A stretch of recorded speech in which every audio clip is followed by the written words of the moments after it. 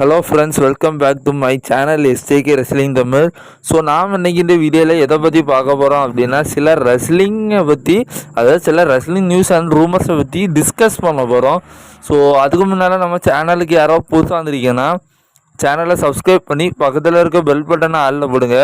அப்போ தான் நான் போடக்கூடிய ஒவ்வொரு விதமான ரெஸ்லிங் நியூஸ் அண்ட் கண்டென்ட் உங்கள் நோட்டிஃபிகேஷனுக்கு வரும். வாங்க வீடியோக்குள்ளே போவோம். ஃபஸ்ட்டு நியூஸ் பார்த்திங்கன்னா, நம்ம இப்போ 2 நாளைக்கு முன்னால் ஒரு வீடியோ பண்ணியிருப்போம். அதாவது டபிள்யூடபிள்யூட முன்னாள் பிரிவான பேட் பிளட் அப்படிங்கிற ஒரு பிரிவை டபிள்யூடபிள்யூ திரும்ப கொண்டு வர போகிறாங்க அப்படிங்கிற மாதிரி ஒரு ரூமர் நியூஸை நம்ம கேட்டிருப்போம். ஸோ அந்த ரூமர் நியூஸ் இன்னும் கன்ஃபார்ம் கூட ஆகலை. ஆனால் ஸ்போர்ட்ஸ் கிட்ட இப்போ அவங்களும் ஒரு ரூமர் நியூஸை கொடுத்துருக்காங்க. ஸோ அதாவது டபிள்யூடபிள்யூ பார்த்திங்கன்னா, அப்படி ஒருவேளை பேட் பிளட் அந்த பேப்பர் திரும்ப வருது அப்படின்னா அது எப்போ நடக்க வாய்ப்பு இருக்குன்னா, அக்டோபர் மாதம் 5ஆம் தேதி இந்த வருஷமே நடக்கிறதுக்கு வாய்ப்பு இருக்குது அப்படிங்கிற மாரி சொல்கிறாங்க. ஸோ இது எந்த அளவுக்கு உண்மைன்னு தெரில, பட் அக்டோபர் மாதம் நடக்க வாய்ப்பு இருக்குது அப்படிங்கிற மாதிரி சொல்லப்பட்டிருக்கு. ஸோ அடுத்தபடியாக நேற்றைக்கு நடந்த மண்டே நைட் ட்ரா பார்த்தீங்கன்னா ஒரு ஸ்பெஷலான Monday night draw. So Monday night draw ஸ்டார்டிங்லேயே பார்த்தீங்கன்னா ஒரு சர்ப்ரைஸாக தான் கொண்டு வந்திருந்தாங்க, செத் ராலின்ஸோட ரிட்டர்னை. ஸோ செத் ராலின்ஸ் விசஸ் டேமியன் பிரிஸ்டுக்கான மேட்ச் இந்த மணி இந்த பேங்க்லாம் பார்த்தீங்கன்னா கன்ஃபார்ம் பண்ணிட்டாங்க. ஸோ எந்த ஒரு ஸ்டோரியும் இல்லாமல் அவர் ரிட்டர்ன் வந்தோடனே வாய்ப்பை கொடுத்துட்டாங்க.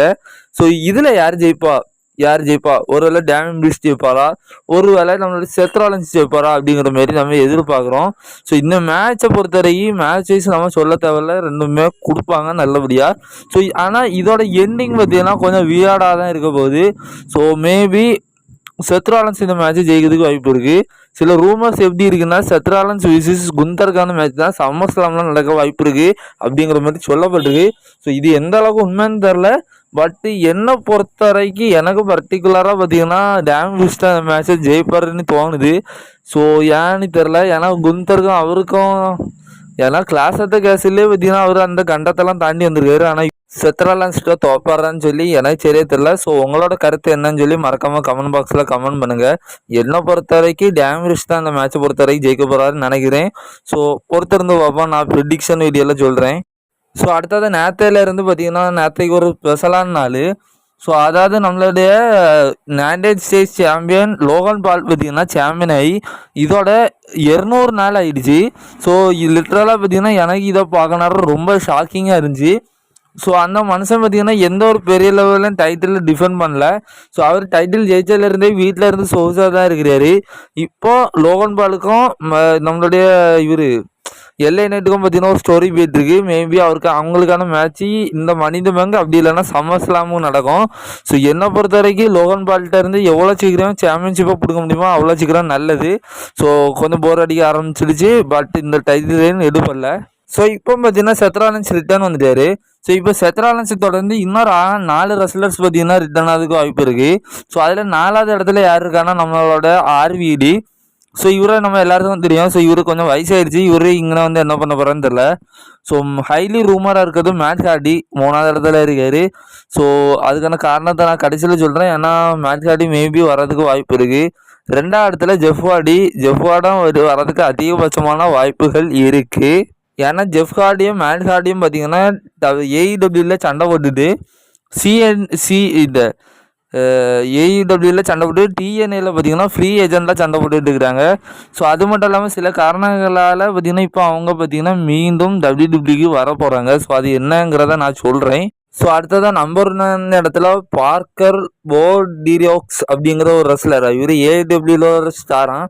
ஸோ அவர் பார்த்தீங்கன்னா அங்கே ரிலீஸ் செய்யப்பட்டிருக்காரு. ஸோ இதனால் அவர் ரிட்டர்ன் ஆகுதுக்கு வாய்ப்பு இருக்குது அப்படிங்கிற மாதிரி சொல்லப்படுது.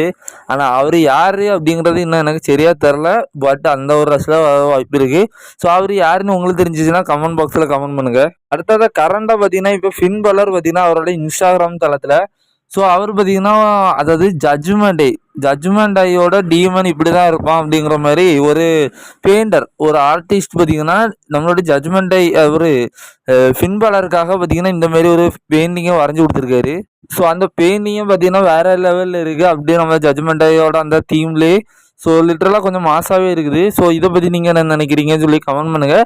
ஸோ இதே மாடலில் பார்த்தீங்கன்னா அவர் ஜட்ஜ்மெண்ட் டேயில் பார்த்தீங்கன்னா டீமனாக வருவாருன்னு கேட்டிங்கன்னா ஸோ அதுக்கு வாய்ப்பு இல்லை. இது சும்மா அவருக்கான ஒரு ஆர்டிஸ்ட் பார்த்தீங்கன்னா அவருக்காக சர்ப்ரைஸாக வரைஞ்சி கொடுத்துருக்காரு. ஸோ அதை தான் அவர் இன்ஸ்டா தளத்தில் பார்த்தீங்கன்னா ஸோ இப்போ அடுத்ததை பார்த்தீங்கன்னா நம்மளோட ஒயிட் 6 பற்றி பேசுவோம். ஸோ அதாவது இப்போ பார்த்தீங்கன்னா வைல்ட் 6ல் பார்த்தீங்கன்னா 5 மெம்பர்ஸ் இருக்கிறாங்க. ஆனால் ஹைலி ரூமர்ஸாக இருக்குது இன்னொரு மெம்பர் அப்படி பார்த்தீங்கன்னா கண்டிப்பாக சேருவாங்க அப்படிங்கிற மாதிரி சொல்லப்படுது. ஸோ இப்போ ஒரு ரூமர் நியூஸ் இருந்திருக்கு, மேபி இவரும் வர்றதுக்கு வாய்ப்பு இருக்குன்னு. ஸோ அது வேறு யாரும் நான் முதல்ல சொல்லியிருந்தாலும் இவர் மேட் ஹார்டி பார்த்தீங்கன்னா அவர் வர்றதுக்கு வாய்ப்பு இருக்குங்கிற மாதிரி. ஸோ அவங்களாம் அதை தான் சொல்லியிருக்காங்க. மேட் ஹார்டி பார்த்தீங்கன்னா இந்த வைல்ட் 6ல் இருக்கிறதுக்கு வாய்ப்பு இருக்குது. ஸோ இதன் மூலயமா மேட் ஹார்டி பார்த்தீங்கன்னா ரிட்டர்னாக வரதுக்கு வாய்ப்பு இருக்குது அப்படிங்கிற மாதிரி சொல்லப்பட்டிருக்கு. ஸோ அதாவது நேரத்தை பார்த்தீங்கன்னா வைல்ட் 6 டெபியூ ஆனோன்னா நம்மளுடைய மேட் ஹார்டி பார்த்தீங்கன்னா ஒரு ரியாக்ஷன் கொடுத்துருப்பாரு, ஜஸ்ட் பிகின், இது பாரு ஆரம்பம் தான் அப்படிங்கிற மாதிரி ஒரு விஷயத்த. ஸோ இதன் மூலயமா அவர் அதுக்கு முன்னே நிறைய டீஸ் பண்ணிட்டு இருக்கிறாரு. ஸோ இது ஹைலி ரூமராக இருக்குது. வைல்ட் 6ல் கடைசி மெம்பராக மேட் ஹார்டி இருக்க வாய்ப்பு இருக்குது அப்படிங்கிற மாதிரி. ஸோ நீங்கள் நினைக்கிறீங்க சொல்லி கமெண்ட் பாக்ஸில் கமெண்ட் பண்ணுங்கள். ஸோ அடுத்ததை இதை பற்றி பேசி ஆகணும். நேரத்தை நடந்த ராலில் பார்த்தீங்கன்னா நம்ம ஆல்ஃபா அகாடமி பிரேக் ஆகுது மாதிரி ஒரு விஷயத்தை காணிச்சிருப்பாங்க. ஓடிஸ் பார்த்தீங்கன்னா விஆர் டன் அப்படிங்கிற மாதிரி சொல்லிட்டு குட் பை சொல்லிட்டு போகிறது மாதிரி ஒரு விஷயத்தை காணிச்சிருப்பாங்க. ஸோ மெயின் ஈவெண்ட்டில் சில விஷயங்கள் நடந்துச்சு, பட் அது எதுவும் எல்லாமே ஒரு மைண்ட் கேம் தான், ரியலாக கிடையாது. ஸோ இதோட இந்த ஸ்டோரி முடிஞ்சுதா. ஸோ இதுக்கப்புறம் ஜேட் கபில் பார்த்தீங்கன்னா மேபி வேறு ஏதாவது ஃபியூரில் இன்டர்ஃபியர் ஆகிறா, இல்லை கிரீட் பிரதர்ஸ் கூட போயிடுவாரா, ஓடிஸ் அந்த ஆல்ஃபா அகாடமியே முழுத்திலும் பார்த்தீங்கன்னா முடிஞ்சிருச்சா அப்படின்னு நிறைய பேர் கேட்குறீங்க. ஸோ அதோட முடியறதுக்கு எனக்கு தெரிஞ்ச வாய்ப்பு இல்லை. அப்படி முடிஞ்சிடுச்சாங்க அப்படின்னா ஸோ இதேமாரி ஒரு சொதப்பல் எதுவுமே இல்லை. ஏன்னா அப்படிப்பட்ட ஒரு தரமான ஸ்டோரி லைனு இந்த ஆல்ஃபா அகாடமிக்கான ஸ்டோரி லைனை வச்சுருந்தாங்க. ஸோ இப்போ பார்த்தீங்கன்னா அது 100% ஒரு பொருளி தான். ஸோ என்னன்னா கண்டிப்பாக சேட் கேபிளுக்கும் ஓடிஸ்க்கும் அந்த ஒரு ஃபியூடு கண்டிப்பாக கண்டினியூ ஆகிறதுக்கு தான் வாய்ப்பு இருக்குது. கண்டினியூ ஆகி இவங்களுக்கான மேட்சஸை சம்மர் ஸ்லாமில் எதிர்பார்க்கலாம். ஸோ இப்படி நடந்தால் தான் நல்லாயிருக்கும். டைரெக்டாக பார்த்தீங்கன்னா நான் போகிறேன்னு சொல்லிட்டு குறைச்சிட்டு போயாச்சுன்னா ஸோ அது பார்த்திங்கன்னா கொஞ்சம் நல்லா இருக்காது. ஸோ இதுதான் என் கருத்து. ஸோ இந்த மாதிரி ஏதோ ஒரு நியூஸும் வரல. ஸோ இது என்னோட பாயிண்ட் ஆஃப் வியூவில் நான் சொல்கிறேன். இப்போ அடுத்தபடியாக அண்டர்டேக்கர் விசஸ் குந்தருக்கான மேட்ச் உறுதி.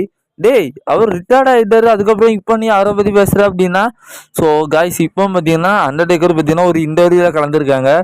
ஸோ அவர் பார்த்தீங்கன்னா அந்த இன்டர்வியூவில் என்ன சொல்லியிருக்காரு அப்படின்னா இப்போ குந்தரை பற்றி பேசியிருக்காரு. குந்தர் ஒரு வெல் டேலண்ட் பர்சன். ஸோ எனக்கு உடம்புல அந்த நேரம் நல்ல ஒரு பலம் இருந்துச்சு, என்னால் ரிசல்ட் பண்ணுற அளவுக்கு ஒரு கேப்பபிலிட்டி இருந்துச்சுன்னா ஸோ எனக்கு ஆசையாக இருக்குது குந்தர் கூட ரிசல்ட் பண்ணதுக்கு, அவன் கூட ஒர்க் பண்ணதுக்கு எனக்கு ஆசையாக இருக்குது அப்படிங்கிற மாதிரி ஒரு விஷயத்தை சொல்லியிருப்பாரு. ஸோ இதில் நான் என்ன சொல்ல வரேன்னா மேபி நம்மளுடைய இவர் அண்டர்டேக்கருக்கு உடம்புல கொஞ்சம் நல்ல அந்த வயசுக்கான அந்த கோளாறு இல்லாமல் ஒரு நல்லபடியாக அவர் ஃபிட்டாக இருந்தார் அப்படின்னா ஒருவேளை நம்ம குந்தர் விசஸ் அண்டர்டேக்கருக்கான மேட்சை ஃப்யூச்சரில் சின்ன மேட்சாக இருந்தாலும் எதிர்பார்க்கலாம். அடுத்ததாக பார்த்தீங்கன்னா நிறைய அன்கோடி அந்த டெபியூட்டை ஸோ எல்லோரும் நிறைய ரெஸ்லர்ஸ் அண்டு மேனேஜர்ஸ்லாம் பார்த்தீங்கன்னா ரியாக்ஷனை ஷேர் பண்ணியிருக்காங்க. அதில் ஃபஸ்ட்டு நிக்கால்டிஸ் பார்த்தீங்கன்னா என்ன நடக்குது அப்படிங்கிற மாரி ஒரு கொஸ்டின் மார்க்காக இது பண்ணியிருப்பார். ஸோ அடுத்ததாக பார்த்தீங்கன்னா கோரி கிரேவ்ஸ் பார்த்தீங்கன்னா ஹோலி ஷீட் அப்படிங்கிற ஒரு விஷயத்த ஷேர் பண்ணியிருப்பார். பெய்லி பார்த்தீங்கன்னா வாவ் அப்படிங்கிற மாதிரி ஒரு விஷயத்த ஷேர் பண்ணியிருப்பாங்க.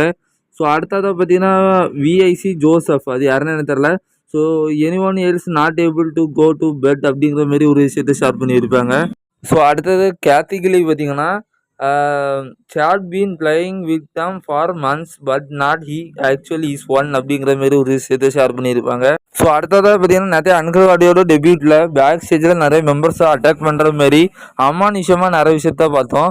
ஸோ அதில் சிஎம் அங்கே அதை பார்த்து பயந்து அரேனா விட்டு வெளியே போகிறது மாதிரி ஒரு விஷயத்த காமிச்சிருப்பாங்க. ஸோ அது டபிள்யூடபிள்யூக்கு காமிச்சிருக்க மாட்டாங்க, அதாவது இன்ஸ்டாவில் பார்த்தீங்கன்னா அப்படியே வைரலாக ஆகிட்டு இருக்கு. ஸோ ஒருவேளை அப்படி அவர் இருந்திருந்தார் அப்படின்னா அவர் ராய்க்கு வந்திருக்காரா, ஸோ என்னன்னு தெரில. ஸோ அது இருக்க வாய்ப்பு இல்லை. இவர் பார்த்தீங்கன்னா இதுக்கு முன்னே ஒரு ஹோட்டலில் பார்த்தீங்கன்னா லாக் ஆகிருந்த மாதிரி ஒரு ஃபோட்டோவை ரிலீஸ் பண்ணியிருப்பாரலாம். ஸோ அதில் உள்ள பிக் தான் நான் நினைக்கிறேன். ஸோ அடுத்ததாக பார்த்தீங்கன்னா இப்போ ரேபேக் பார்த்தீங்கன்னா நேற்று அன்கர்வாடியோட ரிட்டர்னை பார்த்தீங்கன்னா வச்சு ஒரு இது பண்ணியிருப்பார், ஒரு ட்வீட் பண்ணியிருப்பார். ஸோ அதாவது இப்போ பார்த்தீங்கன்னா பிரைவேட் பார்த்தீங்கன்னா நம்மளோட போர்டர்லெஸ் நினச்சி ரொம்ப பெருமைப்படுவார். ஏன்னா இப்போ போர்டர்லெஸ் அந்த மாதிரி ஒரு டீமை உருவாக்கி இப்போ வேறு லெவலில் பாப் ஆகிட்டாரு. ஸோ நேற்று நடந்த அந்த ராய்க்கு ஒரு ஹைலைட்டு அதுதான், அந்த லெவலுக்கு ஒரு பாப் இருந்துச்சு. ஸோ பிரைவேட் என்னெல்லாம் நினச்சாரோ ஸோ அவர் இடத்துல இருந்து நம்ம இனி எல்லாமே போர்டர்லெஸ் பண்ணுறத நம்ம பார்க்கலாம். ஸோ ட்ரிபிள் ஹெச் கூட அவரோட ரியாக்ஷனை ஷேர் பண்ணியிருப்பார். பிரைவேட் பார்த்திங்கன்னா அந்த அன்கர் ஆடியோ பார்க்குறது மாதிரியான ஒரு விஷயத்த. ஸோ அது மட்டும் இல்லாமல் நம்ம அன்கராடி அந்த கையை நீங்கள் நல்லா கூர்ந்து பார்த்துருக்கீங்கன்னா தெரியும். ஸோ அவர் பார்த்தீங்கன்னா பிரே அப்படிங்கிற ஒரு விஷயத்த அந்த க்ளவுஸை போட்டுருந்துருப்பாரு.